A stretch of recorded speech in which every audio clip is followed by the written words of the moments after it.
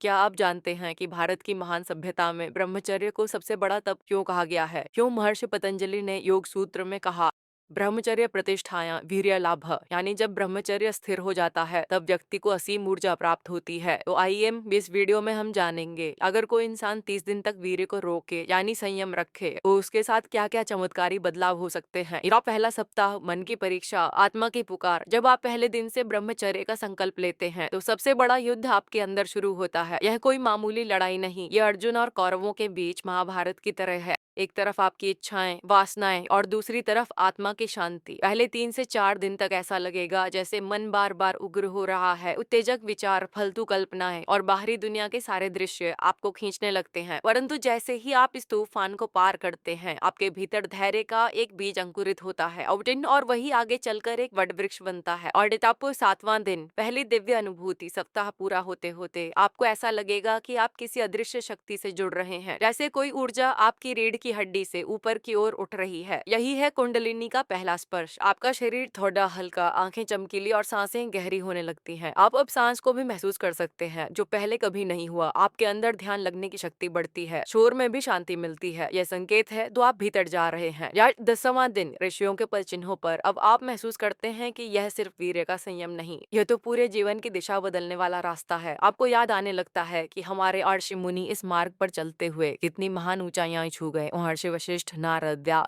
ये सब वर्षों तक ब्रह्मचर्य में स्थित रहे। उन्होंने इस ऊर्जा को अपने तप, अपने ज्ञान और अपनी सेवा में लगाया। और आप भी उसी परंपरा के वारिस हैं। अब आप समझने लगते हैं कि आप साधारण मानव नहीं, संभवतः एक महान आत्मा है जो जागरण की ओर बढ़ रही है। हमेशा तो 15वां दिन शायटिक का हैड्डा है।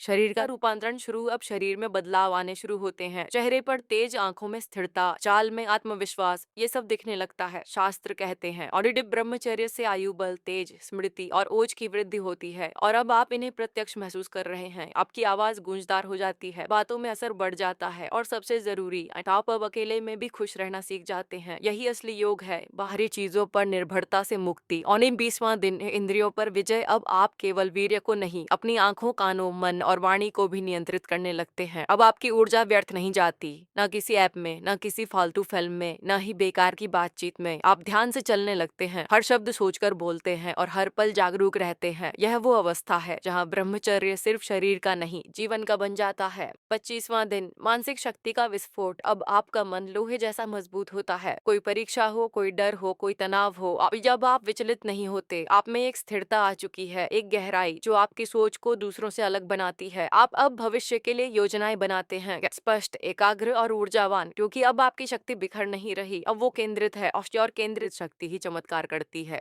30वां दिन, ब्रह्मचर्य का प्रथम चमत्कार। अब जब आप 30वें दिन की ओर बढ़ते हैं, आप वो व्यक्ति नहीं रहते जो पहले थे। अब आप एक ऊर्जावान योद्धा बन चुके हैं। आपके चेहरे की आभा, आपकी मुस्कान की स्थिरता और आपकी आंखों की चमक बता देती है आपने कुछ अलग साधा है। अब आपके अंदर वो शक्ति है जिससे योगी हिमालय में तप करते हैं। अब आप कोई भी लक्ष्य लेकर चल सकते हैं और उसे पा सकते हैं, क्योंकि अब आप काम के दास नहीं, काम के स्वामी बन चुके हैं। युवतियों, क्या बस 30 दिन में इतना कुछ हो सकता है? हाँ, और ये सिर्फ शुरुआत है। असली साधना तो इसके बाद शुरू होती है, जब आप इस ऊर्जा को ध्यान, तप, सेवा और सृजन में लगाते हैं। भारत की संस्कृति हमें यही सिखाती है, या निर्जर सुबटा का वीर्य रक्षा ही आत्मरक्षा है, ओज की रक्षा ही राष्ट्र की रक्षा है और संयम ही सबसे बड़ा सुख है। आप तो दोस्तों, एक भी कासित जी, क्या आप इस ब्रह्म विद्या को अपनाने के लिए तैयार हैं? क्या आप उस शक्ति को जगाने के लिए तैयार हैं जो आपके भीतर ही छुपी है? अगर हाँ तो ये वीडियो सिर्फ जानकारी नहीं, आपकी यात्रा की शुरुआत है। वीडियो को शेयर करें और कमेंट में बताएं कि आपने ब्रह्मचर्य का कितना अनुभव किया है। हम मिलते हैं अगली कड़ी में, जहां हम बताएंगे